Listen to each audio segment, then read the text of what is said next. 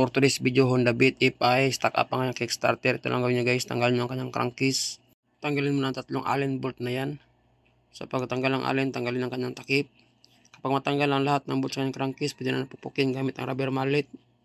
Dito rin sa kabila kasi medyo katigasan dahil may dowel yan. Dito mo guys makikita ang sitwasyon ng kanyang pinion gear ng kanyang kickstarter. So yun, kinalawak na. Dahil yan sa hindi na ginagamit ang kickstarter ni Bossing kasi lagi niyang ginagamit ang kanyang electric start. Tanggalin ang kanyang plate. So pagtanggal ng plate guys, napakadumi dahil kinalawang kanyang gear. So hugasan ng maraming gasolina hanggang sa malinis ito. Pagkatapos hugasan ng gasolina, bugahan ng hangin. Pagkatapos ang pinaka-plate, lagyan ng grasa. So guys, ang sobrang grasa is punasan gamit ang basahan. Kapag malinis na siya, ibalik ang backplate.